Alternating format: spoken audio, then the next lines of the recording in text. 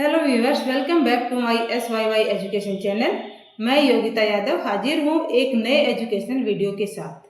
Viewers, इससे पहले कि मैं आज के अपने वीडियो पर आगे बढ़ूँ, आज के टॉपिक पर हम चर्चा करें, आप मेरे चैनल को सब्सक्राइब कर लें और ज़्यादा से ज़्यादा लोगों को सब्सक्राइब करने के लिए कहें ताकि कोई भी एजुकेशनल वीडियो आप सब न चुके। व्यूअर्स, आजकल आपने एक नया वर्ड सुना होगा, बल्कि बहुत दिनों से प्रचलित है ये word smart. Smartphone, smart hub, smart city और इसी के साथ हम एक और वर्ड आज ऐड कर देते हैं, स्मार्ट स्टडी। तो आज का हमारा विषय है स्मार्ट स्टडी। स्मार्ट स्टडी कैसे करें for preparation of a competition exam. How to smartly study for competition exam. तो स्मार्ट स्टडी करते वक्त आपको क्या करना है कि जो इम्पोर्टेंट की पॉइंट्स आते हैं, सेंटेंसेस आते हैं, वर्ड्स आते हैं, उन सभी को आप हाइलाइटर लेकर हाईलाइट कर लें। जब आप एग्जाम के पास रिवाइज करेंगे तो आपको ये हाईलाइट किए गए हुए सेंटेंसेस, वर्ड्स और जो की पॉइंट्स हैं उनको रीड करने से ही आपको वो कंसेप्ट जो आपका वो जो टॉपिक है वो पूरा याद आ जाएगा और टॉपिक से रिलेटेड जो क्वेश्चंस हैं वो भी आपके दिमाग में आ जाएंगे और उनके आंसर्स भी आ जाएंगे। सेकंड, जो टाइम सेविंग ट्रिक्स है उनको अपनाना है, जिन ट्रिक्स को अपनाकर आप क्वेश्चन जल्दी सोल्व कर लेते हो। ये ट्रिक्स जो फार्मूलाज हैं जिनसे आप मैथ्स के क्वेश्चंस को बहुत जल्दी सोल्व कर लेते हो, और रीजनिंग की जो ट्रिक्स हैं और स्टडी को फास्ट करने की जो भी ट्रिक्स आप अपनी स्टडी में अप्लाई करते हो उनका यूज आपको ज़्यादा करना है ताकि कम समय में आपके ज़्यादा क्वेश्चन सोल्व हो जाए। एक फोकस स्टडी करनी है, आपको कंसंट्रेट करना आपकी स्टडी पे। जब भी आप सिटिंग लेकर बैठे स्टडी करने की तो आपका फुल फोकस होना चाहिए, किसी दूसरी एक्टिविटीज पर आपका ध्यान नहीं होना चाहिए कि किसी भी दूसरी एक्टिविटी में आपको शामिल नहीं होना है कि आपकी स्टडी में किसी भी प्रकार की डिस्ट्रैक्शन आए। उस समय जब आप बैठ के 1.5-2 घंटे की स्टडी करने के लिए तो आपको फुल फोकस, एक लेजर फोकस जो होता है उस तरह से पूरा कंसंट्रेट करना है आपकी स्टडी पर। कंसंट्रेशन जितनी आपकी बढ़ेगी उतना ही आपकी मेमोरी शार्प बनेगी और आप ज़्यादा से ज़्यादा काम कम समय में कर पाएंगे। आपको एक जब स्टडी करने बैठे तो पहले से आप ये डिसाइड कर ले कि कितने नंबर ऑफ पेजेस और कितने नंबर ऑफ क्वेश्चंस करने हैं और उतने क्वेश्चंस एक सिटिंग में करने के बाद ही उठना आपको। इससे आपकी कांस्टेंट स्टडी होगी। स्मार्ट स्टडी में कांस्टेंट स्टडी की हैबिट होना बहुत जरूरी है। फिर आपका जो फ्लो है वो भी नहीं टूटना चाहिए। जब आपने ये ठान लिया कि क्वेश्चंस करके ही उठना है मुझे, तो फिर आपका जो स्टडी करने का फ्लो वो बना रहेगा, वो नहीं टूटेगा। नेक्स्ट पॉइंट क्या है कि आपको अपनी स्टडी में मोमेंटम बनाए रखना है। Build a habit of momentum. और स्टडी में मोमेंटम बनाए रखने के लिए सेल्फ स्टडी पे फोकस कीजिए। आप सेल्फ स्टडी नहीं कर रहे हैं, आप किसी की हेल्प ले रहे हैं, आप कोचिंग पे जा रहे हैं या ट्यूशन पे पढ़ने के लिए जा रहे हैं, तो वहाँ जाने के लिए एक तो बिफोर द टाइम आपको घर से निकलना पड़ेगा, क्योंकि वहाँ का एक निश्चित टाइम है, आपको उस टाइम पे पहुँचना है। तो आपको उससे पहले निकलना पड़ेगा, वहाँ 5-10 मिनट पहले पहुँचकर वहाँ खड़ा रहना पड़ेगा।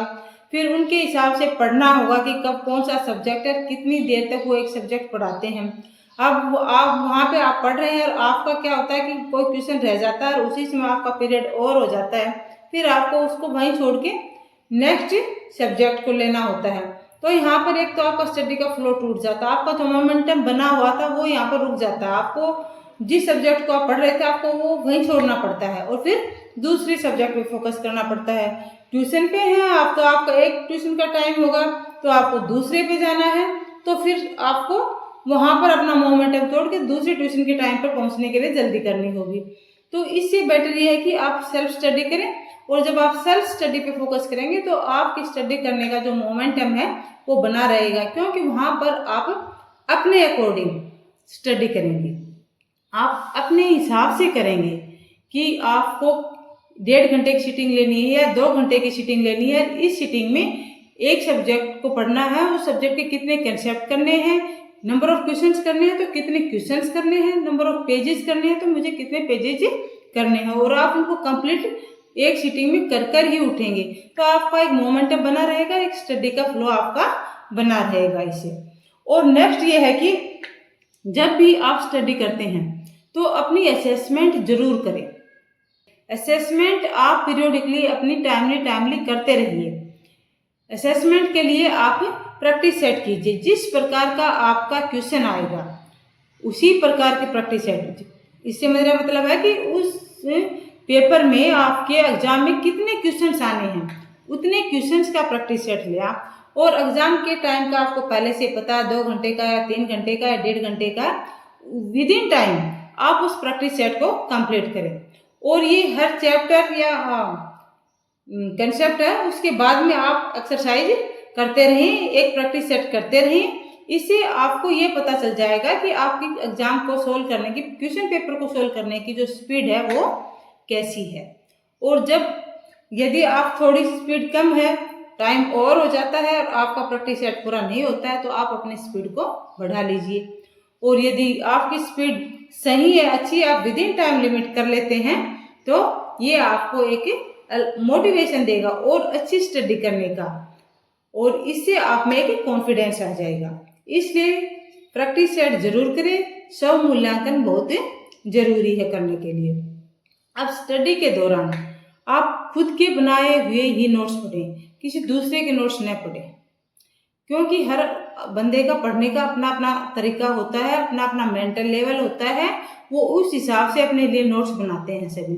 तो आपका लेवल दूसरे के लेवल से मैच नहीं करता है, इसलिए आप अपने नोट्स खुद बनाइए। खुद बनाए हुए नोट्स का फायदा ये होता है, एक तो नोट्स बनाते हुए वक्त एक तो थोरोली रीडिंग हो जाती है हमारी उस चैप्टर की, और दूसरा फिर हम उसको लिखते हैं तो लिखने की स्पीड बन जाती है। एक तो पढ़ते वक्त याद होगा हमें, दूसरा लिखते वक्त भी याद हो जाता है। और फिर जब हम नोट्स को खुद बनाते हैं तो उसमें जो इम्पोर्टेंट जो पॉइंट्स आते हैं, सेंटेंसेस आते हैं, कीवर्ड्स आते हैं, उनको हाईलाइट साथ साथ करते जाते हैं। इससे क्या होगा कि जब आप रिवाइज करेंगे तो आपके खुद के नोट्स हैं तो आपका रिवीजन बहुत जल्दी होगा और आप बहुत जल्दी ही उस कंसेप्ट को, चैप्टर को, सिलेबस को पूरे को समझ जाएंगे, और इससे आपकी जो प्रिपरेशन है वो बहुत अच्छी होगी। अब स्टडी के लिए, एग्जाम की प्रिपरेशन के लिए नोट्स कैसे बनाएं, इसके लिए मैंने वीडियो बना रखा है, आप उस वीडियो को अवश्य देखें, वो आपको स्मार्टली नोट्स बनाने में आपकी मदद करेगा। नेक्स्ट ये है कि जब आप एक अपना टाइम टेबल बनाकर पढ़ते हैं, सेल्फ स्टडी में टाइम टेबल बहुत ज़रूरी है, एक बढ़िया प्रिपरेशन के लिए, एक अच्छा मोमेंटम बनाए रखने के लिए, कांस्टेंट स्टडी करने के लिए ये बहुत आवश्यक है। तो जब आप अपना टाइम टेबल बनाते हैं तो उसमें आप अपने लिए वैकेंट पीरियड्स भी रखते हैं कि एक सब्जेक्ट से दूसरे सब्जेक्ट के बीच में जो आपका समय आप रखते हैं अपनी हॉबीज़ के लिए, अदर एक्टिविटीज़ के लिए, तो उस वैकेंट पीरियड में आप अपने दिमाग में अपनी जो प्लानिंग है एग्जाम की, अपनी स्टडी की जो प्लानिंग है वो करते रहिए, कि दिमाग में ये आपके चलते रहना चाहिए कि मुझे किस प्रकार से स्टडी को और बेहतर करना है, क्या कितने मेरे क्वेश्चंस हो गए हैं, कितना मेरा सिलेबस हो गया है, कितना टाइम मेरा बचा हुआ है और कितने टाइम में मुझे किस स्पीड से और पढ़ना है। ये प्लानिंग आप अपने वैकेंट पीरियड में कीजिए, क्योंकि जब हम कोई भी काम करने की प्लानिंग करते हैं तो हमारा काम हाफ डन हो जाता है। इसलिए आप वैकेंट पीरियड में आपको अपना पेपर कैसे सोल्व करना है, अपनी स्टडी से रिलेटेड जो भी आपका काम चल रहा है उन सभी की प्लानिंग कीजिए। एक तो आपका जो वैकेंट पीरियड है उसमें थोड़ा दिमाग में रिलैक्स हो, आपका जो माइंड है वो थोड़ा रिलैक्स हो जाएगा और आपकी एक अच्छी प्लानिंग हो जाएगी जिससे आप बेहतर स्टडी कर पाएंगे। और इन सब के लिए कि एक बेस्ट प्लानिंग कैसे करें, इसके लिए मैंने वीडियो बना रखा, वो आप अवश्य देखें। तो आपको एक वैकेंट टाइम का, जब आप स्टडी नहीं कर रहे हैं तो उस वैकेंट टाइम का कैसे यूज करें, उसमें आपको बहुत मदद मिलेगी। कॉन्स्टेंट स्टडी की हैबिट कैसे बनाएं वो भी आप अवश्य देखें मेरे चैनल पे जाके। ये सब वीडियोज मैंने आपके लिए बनाए ताकि आपकी स्टडी में एक अच्छी आपकी हेल्प कर सके और आप एक स्मार्ट स्टडी कर सके, स्मार्टली अपने एग्जाम की प्रिपरेशन कर सके। आशा ही नहीं, मुझे पूरी उम्मीद है कि सभी पॉइंट्स आपको बहुत अच्छे से समझ में आ गए होंगे। आप इन सभी पॉइंट्स को अपने ऊपर अप्लाई कीजिए, अपनी स्टडी पर अप्लाई करके स्मार्टली स्टडी करके अपने एग्जाम की तैयारी कीजिए। आप स्मार्टली स्टडी करेंगे तो एक बेहतर रिजल्ट मिलेगा आपको।